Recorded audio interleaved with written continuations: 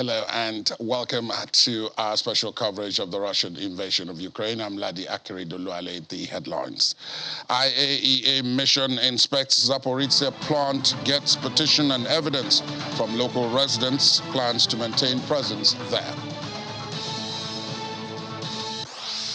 Ukrainian prosecutors identify Russian soldier suspected of shooting civilians from a report.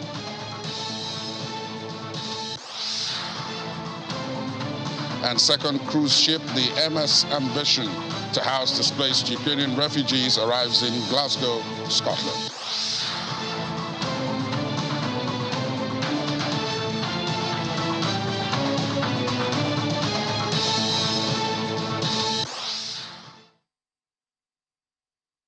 A team of United Nations experts arrived at Europe's biggest atomic power plant after crossing the front line into Russian-held territory in southern Ukraine to assess the risk of what both sides say could be a devastating radiation disaster. After being delayed several hours by shelling near the site, the team reached the Zaporizhzhia nuclear power plant in a large convoy with a heavy presence of Russian soldiers nearby. Some members of the inspection team left after spending several hours there.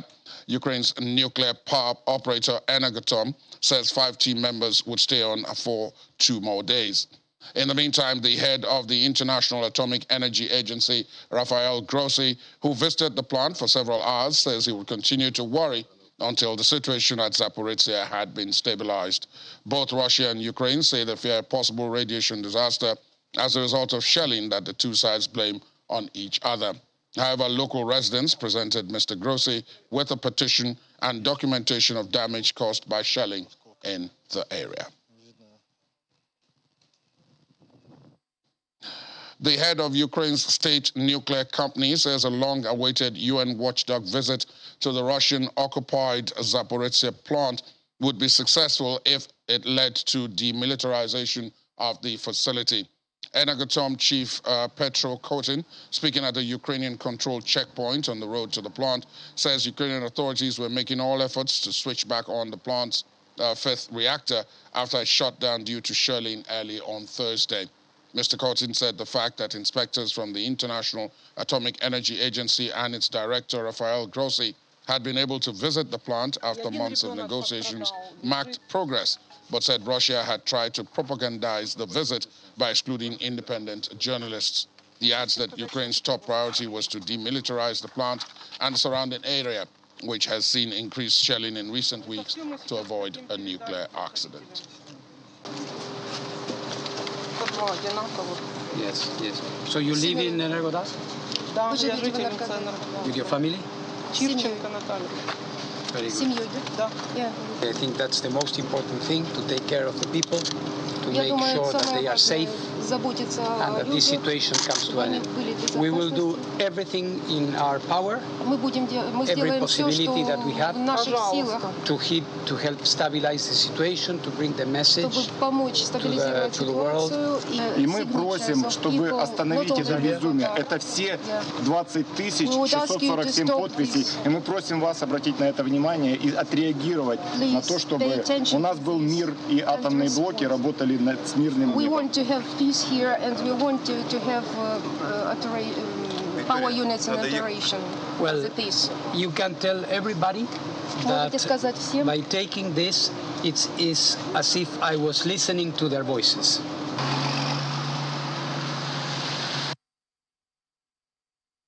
And Ukrainian President Vladimir Zelinsky has applauded the arrival of the IAEA inspection team at the Zaporizhzhia nuclear power plant. During his nightly address, he says he hopes that the mission will nevertheless make objective findings based on circumstances at the site. Місія МАГАТЕ прибула на Запорізьку АЕС. It is good that the IAEA representatives can make objective findings regarding the risks which arose in the territory of Zaporizhzhia NPP for the first time in history. By the way, the risk arose because of the occupiers. It is crucial that there will be a willingness to make objective findings constant shelling, presence of Russian military and weapons at the station, mistreatment of Ukrainian staff, and attempts to put the station under the control of Rosatom representatives who are incapable of a responsible attitude towards such an object at all. These are the reasons for the threats. When the Russian military finally leaves the territory of Zaporizhzhia NPP, when they take away their weapons, ammunition, when they stop shelling Enahador and neighboring areas and their provocations, the Zaporizhzhia plant will be able to return to completely safe work, as has always been under the control of Ukraine. And the main thing that must happen in the demilitarization of the station's territory.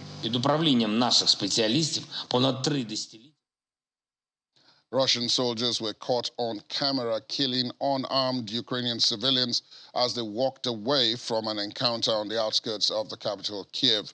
A televised news report posted exclusive surveillance video of what is being investigated as a war crime, a shooting targeting civilians. Now, Ukrainian prosecutors say they have informed Russia that their pre-trial investigation has zeroed in on one of the Russian perpetrators they believe is responsible. The Butcher Prosecutor's Office in the Kyiv region says the exclusive reporting was instrumental in helping identify the Russian soldier. Prosecutors say the suspect is Nikolai Sergeyevich Sokovikov, adding that Russia was informed of his charges of, quote, violation of the laws and customs of war and intentional murder. U.S. law enforcement agents searched New York properties linked to a sanctioned Russian oligarch as Washington seeks to use sanctions and property seizures to pressure Moscow to stop its invasion of Ukraine. Witnesses observed FBI and Homeland Security investigators haul boxes and safes out of an apartment building at 515 Park Avenue, a property linked to Victor Vekselberg, where it's located. The agents also searched a Vekselberg-linked property in Southampton, New York. Vekselberg could not be reached for comment, and it was not immediately clear what the agents were investigating. Mr. Victor Vekselberg has not been criminally charged in the United States. In another development, Taiwan says it has shot down an unidentified civilian drone over one of its islands that lies just a few kilometers from mainland China. The drone was spotted shortly after midday on Thursday above the waters of Lion Islet, a small island in the Kinmen County grouping that is controlled by Taiwan and lies about 4 kilometers from the shore of Xiamen in China. The Kinmen Defense Command, branch of Taiwan's Ministry of National Defense, said the drone was shot down after warning flares failed to drive it away. This is the latest in a string of similar incidents to have taken place near the offshore group of islands. However, unidentified drones have been reported in the Kinmen area for 4 days in a row, but this is the first time one has been shot down by Taiwan. The chairman of Russia's Lukoil giant, Sergei Maganov, has died after falling from a hospital window in Moscow. The company confirmed his death, but said only that the 60-year-old had passed away following a severe illness. Russian media said he was being treated at Moscow's Central Clinic Hospital and died of his injuries. Maganov is the latest of a number of high-profile business executives to die in mysterious circumstances. The investigating authorities said they were working at the scene to establish how he died, but the TASS news agency quoted sources as saying he had fallen out of a sixth-floor window, adding later that he had taken his own life. Shortly after Ukraine was invaded by Russia, the Lukoil board called for the conflict to end as soon as possible, expressing its sympathy to victims of the tragedy. Let's talk now to Victoria Sereda, who is Senior Fellow, Forum of Trans-Regional Studies and Senior Researcher, National Academy of Science in Ukraine. Good morning to you, Victoria. Nice to see you again. Welcome.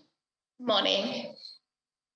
I'm sure you must be heaving some kind of relief that the IAEA inspectors are in Zaporizhzhia finally, and even though some of them have returned to Ukrainian territory, others are staying behind to continue monitoring the plant. Does this give you cause for some relief that some of the shenanigans that were said to have been going on there might now actually stop?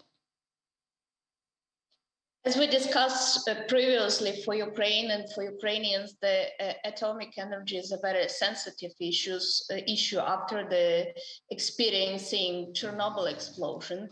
And of course, they are very carefully following all news or all happenings, first as it was in Chernobyl and now, of course, in Zaporizhzhia, in the biggest atomic plant in the country.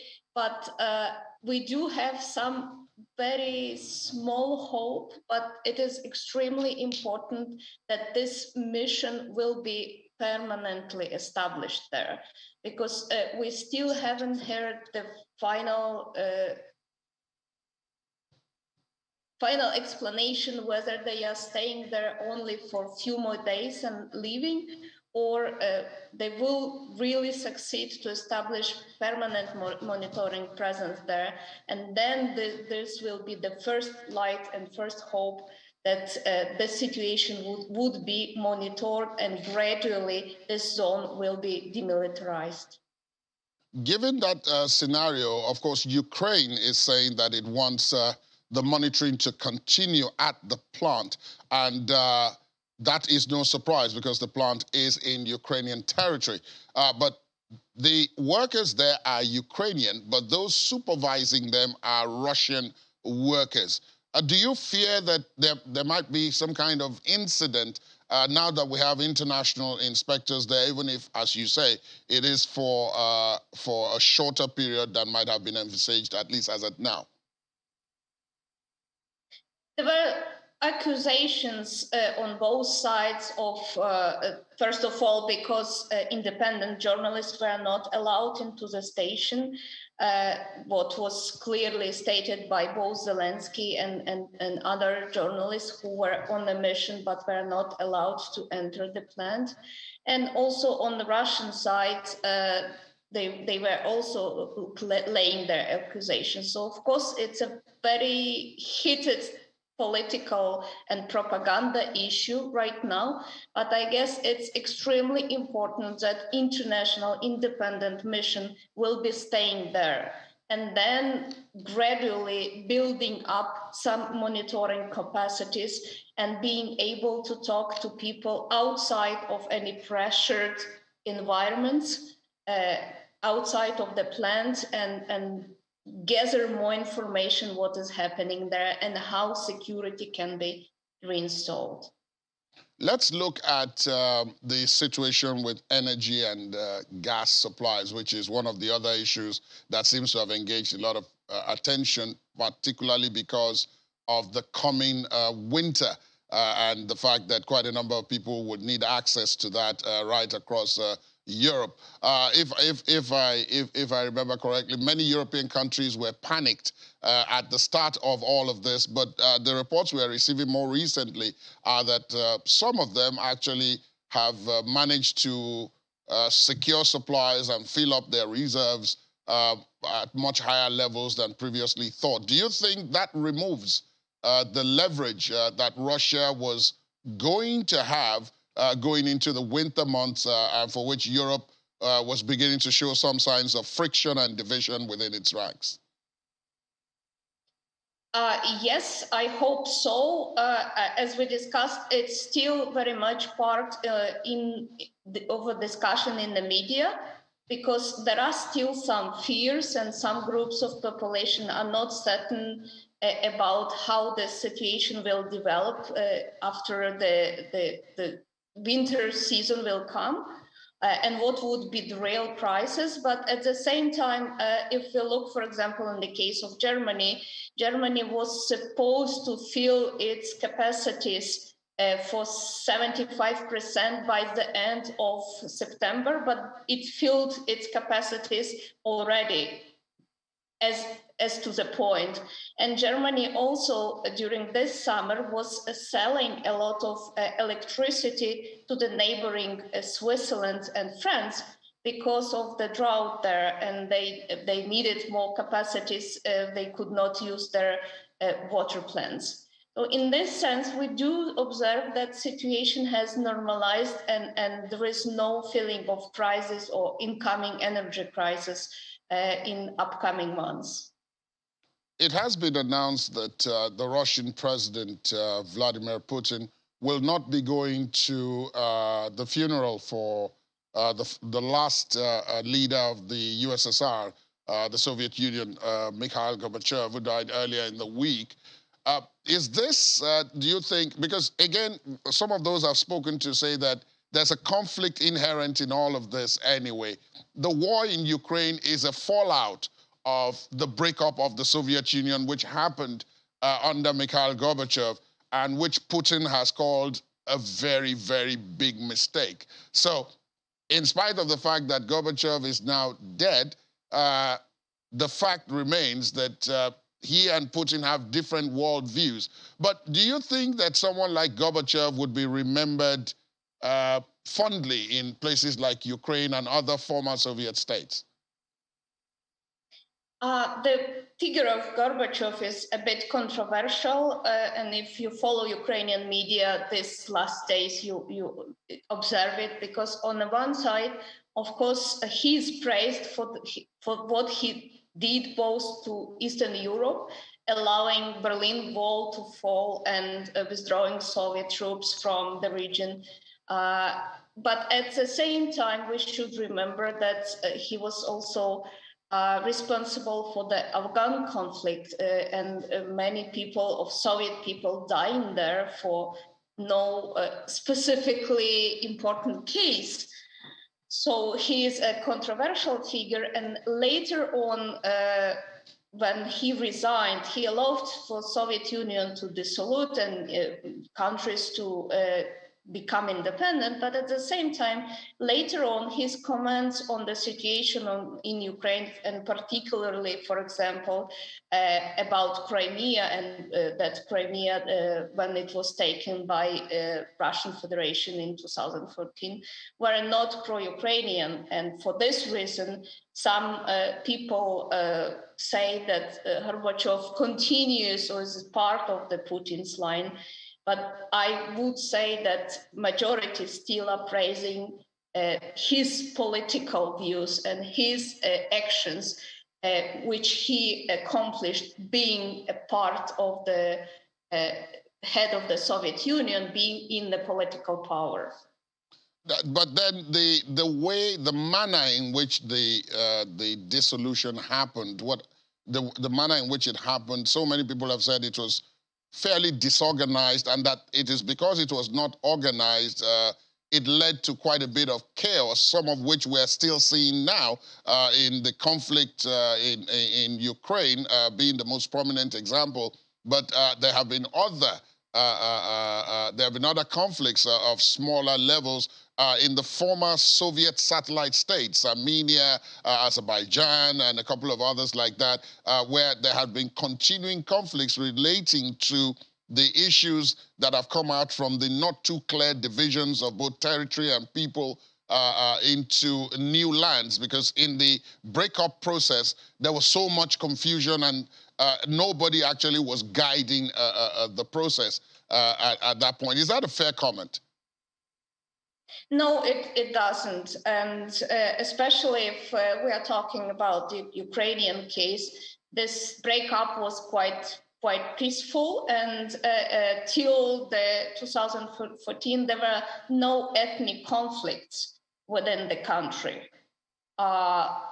And this, what came after the Euromaidan, was a real surprise for Ukrainians. And if you follow the claims, it's not because this conflict cannot be characterized as an ethnic conflict.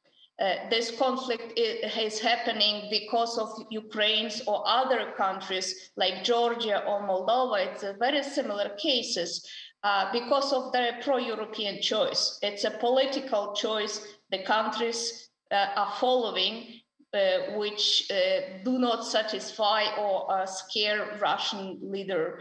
And this is a very different background.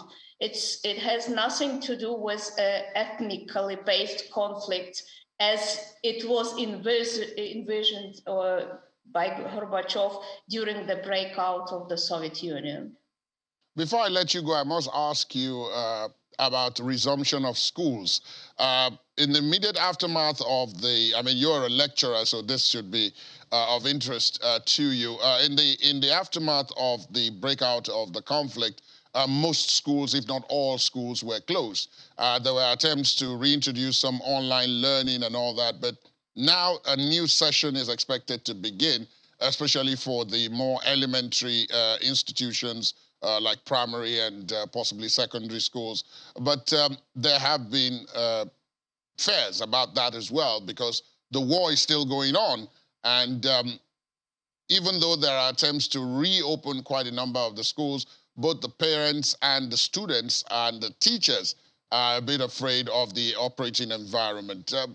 What are you hearing and what is going on in this regard? This is the toughest choice for any parent to make. First of all, for those who are staying within the Ukraine, because according to the ministry's education decree, the school can resume under one condition, that they have shelters. And according to the inspection, which was made 2 months ago, only 10% of schools had required facilities.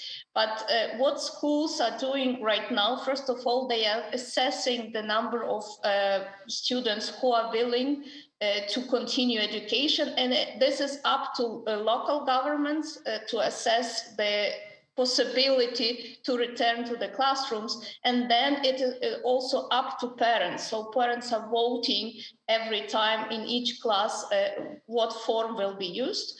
And in majority of schools, they are proposing hybrid schemes that some students 1 week they could study online and the other one offline to reduce number of kids in schools in those environments which are more or less safe. But another issue is also that they are proposing online education for those who are abroad, because we know that over 6 million of people are staying abroad. And for those who are staying abroad, this is also an important choice, whether the kids will continue Ukrainian education online, or whether they should start the integration into local schools and start the education in languages of the countries they are staying currently. As you said, a very tough couple of choices. Victoria Sereda, Senior Fellow, Forum of Trans-Regional Studies and Senior Researcher, National Academy of Science, Ukraine, joining us virtually, of course, from Germany. Thank you for your time this morning. Please continue to stay safe. Thank you. Still to come on the program, Russia's Deputy Prime Minister Alexander Novak says Moscow will not export oil to countries in support of price caps. Please join us here.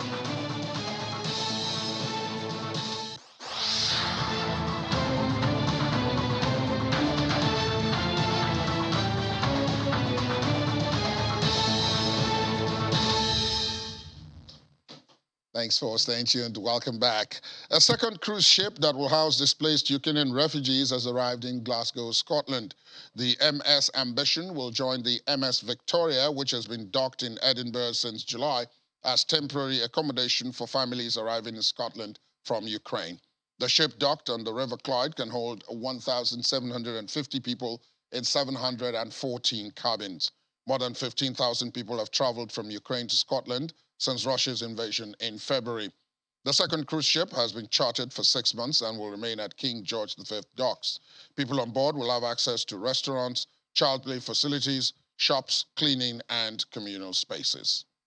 Meanwhile, a cargo vessel carrying more than 3,000 tons of corn from Ukraine drifted aground in Istanbul, Turkey, halting shipping on Turkey's Bosphorus Straits in the first such incident since a United Nations brokered export deal in July.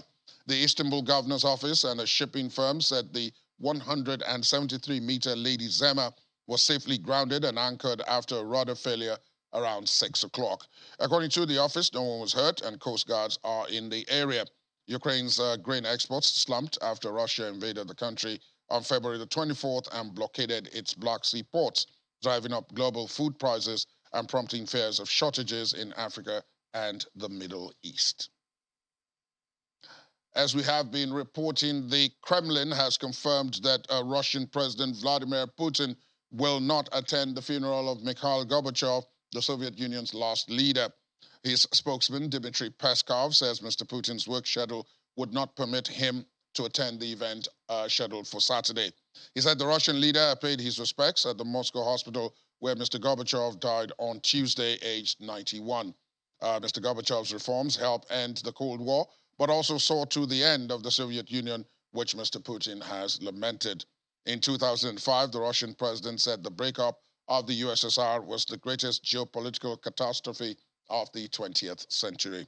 However, in his telegram of condolence to Mr. Gorbachev's family on Wednesday, Mr. Putin struck a more conciliatory tone, describing him as a politician and statesman who had a huge impact on the course of world history. Let's talk now to Professor David Awurawo, Head of Department, History and Strategic Studies at the University of Lagos. Good morning to you, Prof. Thank you for your time. Thank you for having me. Let's begin with what I ended with my last guest on. Shall we call it the complicated legacy of the former Soviet Union leader, Mikhail Gorbachev, who died earlier this week? As you, of course, know, Mr. Putin had described what many people had been praising Mr. Gorbachev for as the greatest geopolitical catastrophe of the 20th century, which is the breakup of the Soviet Union. This crisis or invasion of Ukraine, some have said, is a fallout of that breakup, and there have been others down the years. His legacy is complicated. What do you make of it? Well, yes, his legacies are complicated, no doubt. But in 1985, when Gorbachev, ascended the leadership of the Soviet Union, the country was already in crisis, extensive crisis for that matter. The Soviet Union was facing intense economic crisis, which became very glaring under Yuri Andropov and Konstantin Chernenko. But those ones didn't have the courage, to act the way Gorbachev eventually acted. So even though we can say his legacies are complicated, what Gorbachev did, in 1988, 89, were the right things to do.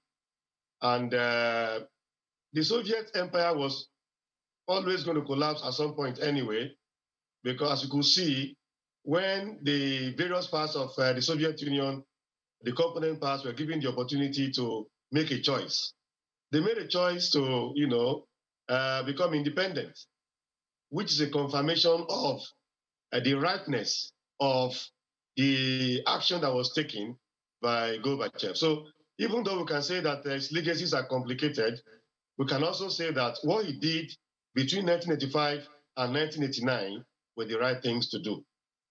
Let's stay with that for a couple of moments. People have also talked about the fact that Mr. Putin is right in another respect, which is that Mr. Gorbachev's actions presented the world with a unipolar system, which is where the Western world, and particularly the United States, was the lead and the world's policeman over the last couple of decades, and that it was important for there to always be an alternative, which the Soviet Union represented at that time, and that for that period, a lot of problems were created because there was no one else which could check Western influence and hegemony. A role now, of course, increasingly being played by China. So again, we might be headed back towards a bipolar world. What do you make of that? The debate on the structure of international system is not settled. Something that the contemporary global system is unipolar. But there are other scholars, Professor Huntington, and some of us, who have argued that it is not unipolar, but multipolar.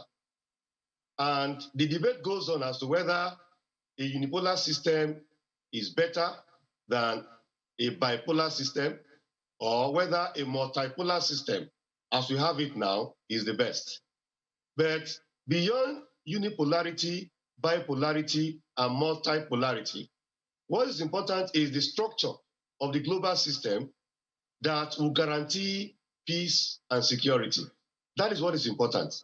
It is not possible to want to define the global system in a particular way at a particular time.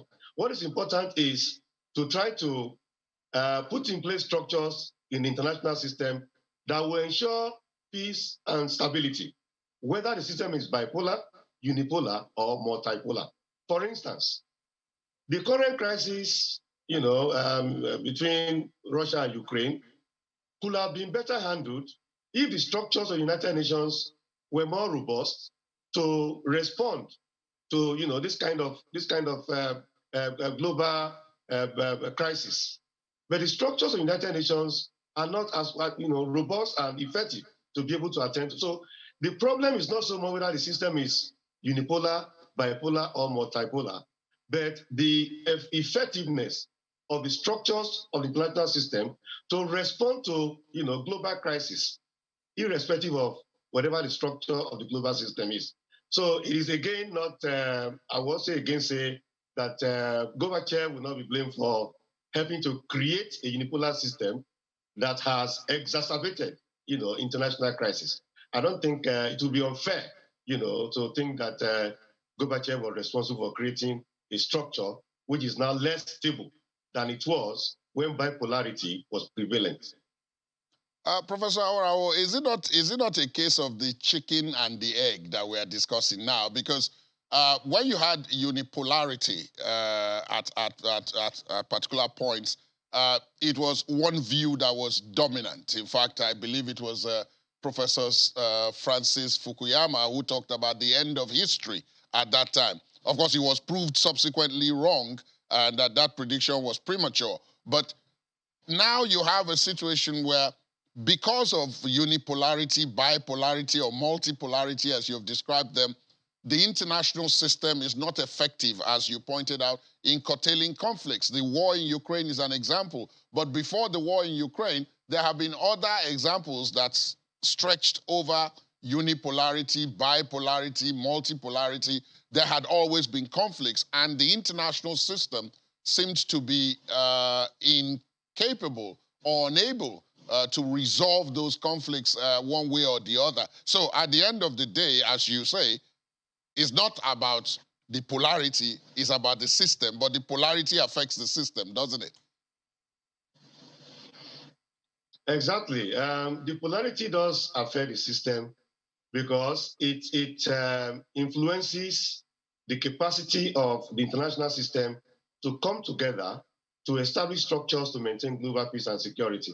So the polarity, yes, affects the system and how effective it is to be able to, respond to global peace and security. But beyond the structure, the individuals are also important.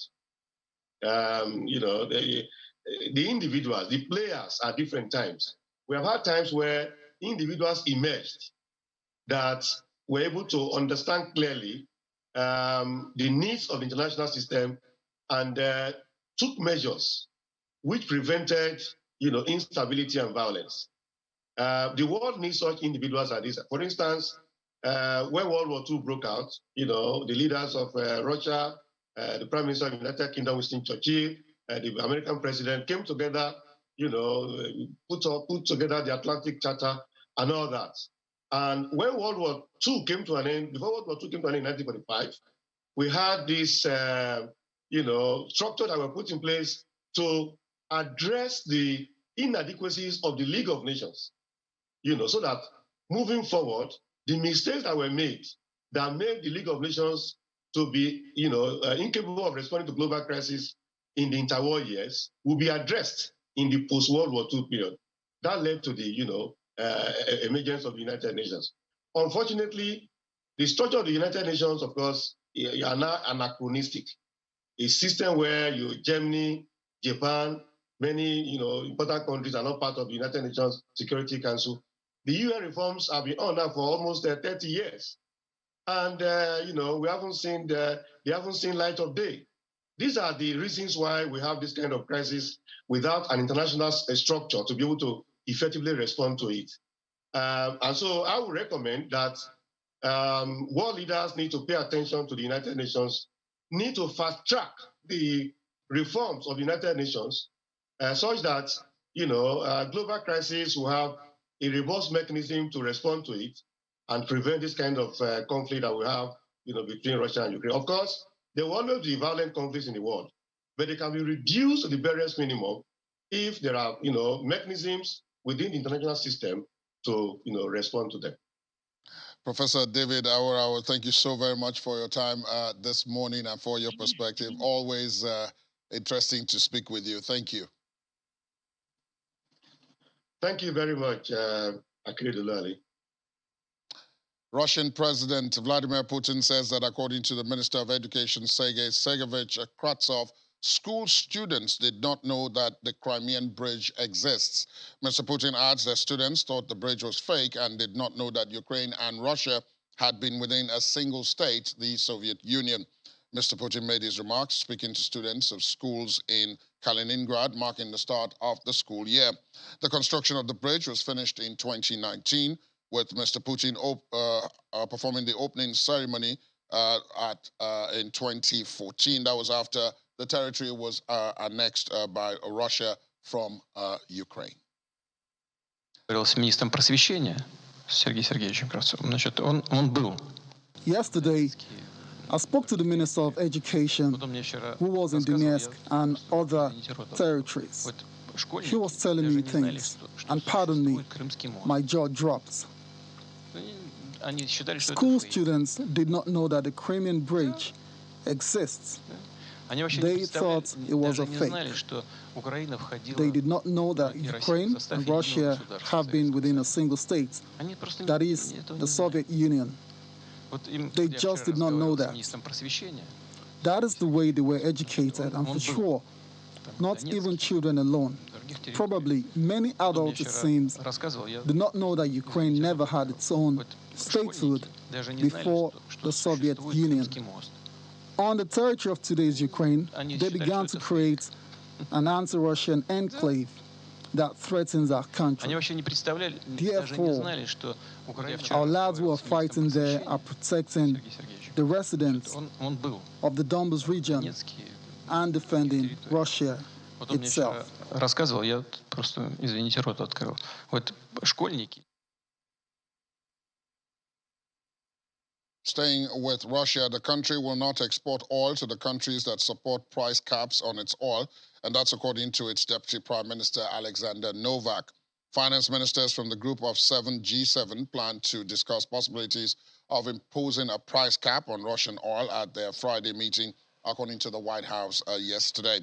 Mr. Novak said that Russia produces as much as the country has the ability to produce and sell, adding that if market confidence grows strong and the situation continues to stabilize, the production will also increase.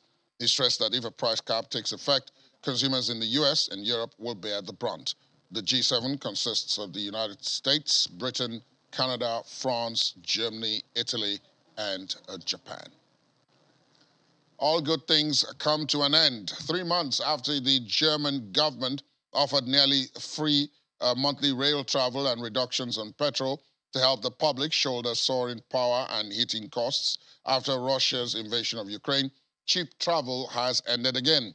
Under the government deal to respond to ballooning energy costs that are squeezing households and companies, the price of public transport tickets was slashed to €9 a month for 3 months, and the tax on fuel was reduced to the European minimum rate for 3 months.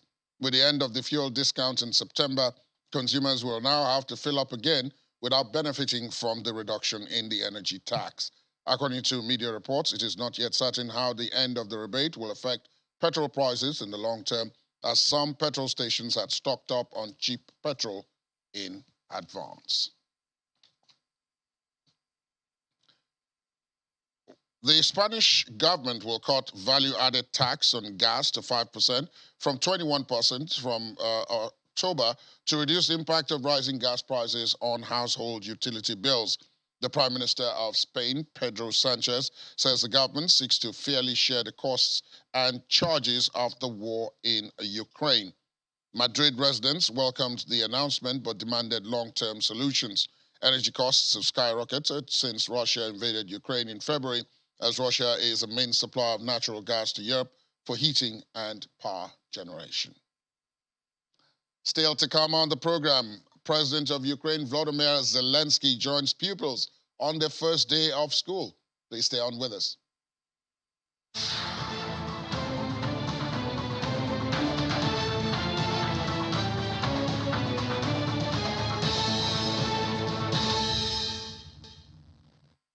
Thanks for staying tuned. Welcome back. Let's talk to Ini John McQuarrie as usual at this time.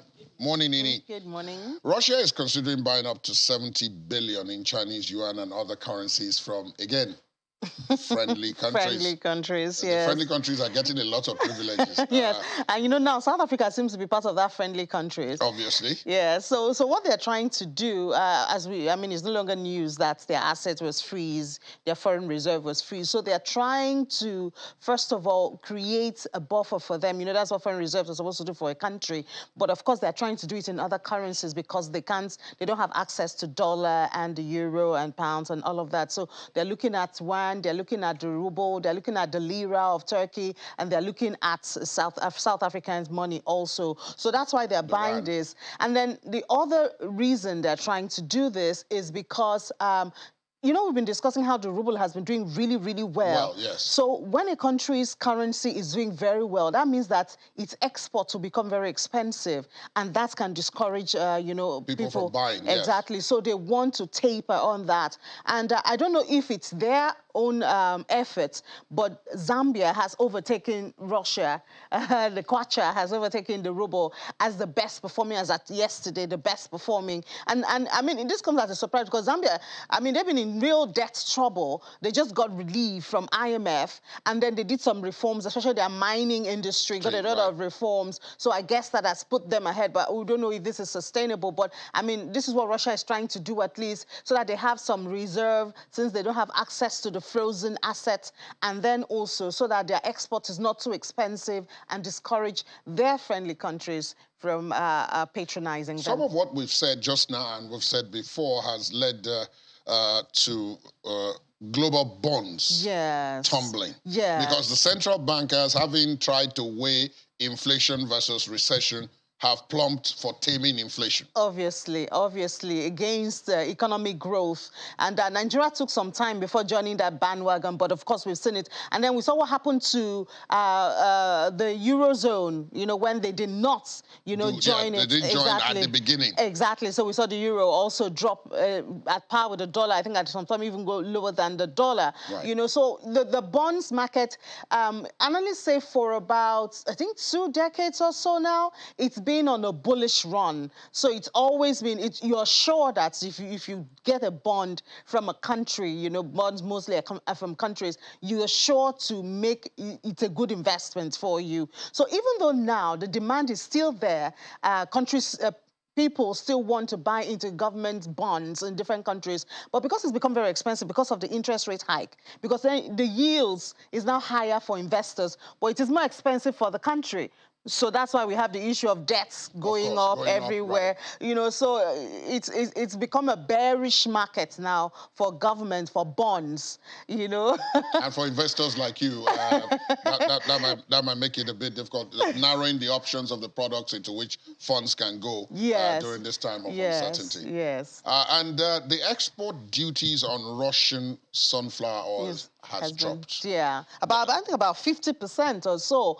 So we do know that there are some products that, with all of the sanctions and the corporate living Russia, we did see that they tried to preserve some of those products that should feed the local demand. I guess that is part of why the sunflower was increased, the duties was increased. Right. But now they're ready to, look for revenue from different avenues. So now it's being reduced to attract more people.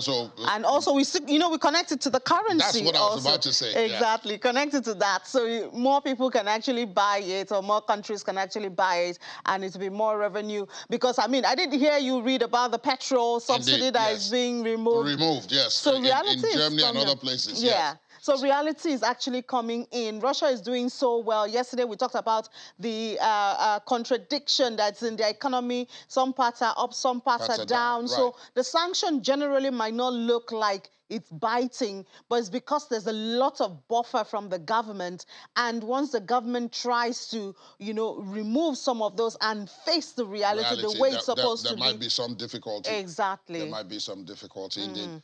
More of all of this, Edie will be back along with Willie Bong and the crew on the business desk after this on Business Morning and, of course, on BizInc at 1:30. Thanks, Ini. Thank you for having me. Let's take a look at the sports. Geopolitical tensions were visible at the U.S. Tennis Open as Ukrainian Marta Kostyuk refused the customary handshake at the net when Belarusian Victoria Azarenka defeated her 6-2, 6-3 in the second round of the tournament. Both players exchanged a quick tap of the racket on court 17 after Kostyuk whacked the ball into the net on the third match point to hand Azarenka the win. The match marked the first time that the two players have faced off since Russia's invasion of Ukraine, which has been supported by Belarus. And we wrap up the program with this. No child should be deprived of their rights to education, not even in a war-ravaged country. That's why Ukraine's President Vladimir Zelinsky visited a school in Irpin the first day the country's schooling system began to encourage the pupils. The school was renovated after being damaged during Russia's invasion of the country. Sitting at a desk with other first graders, Mr. Zelinsky urged the children to listen to their teachers. The children cheered and applauded when a dog trained to search for explosives named Patron attended a postal certifying ceremony. Mr. Zelensky also inspected the school's bomb shelter. 6,5. 6,5? Вже доросла. Скоро в університет? Чи спочатку школа? Спочатку школа. Ну, да. Even war has lessons in terms of education, and we only wish those pupils well as the situation unfolds. Thank you for being with us. That's our program this morning. My name is Ladi Akiri Doluale. There's an update later on at 5 within the words today. But for now, you have yourselves a wonderful weekend ahead. Good morning.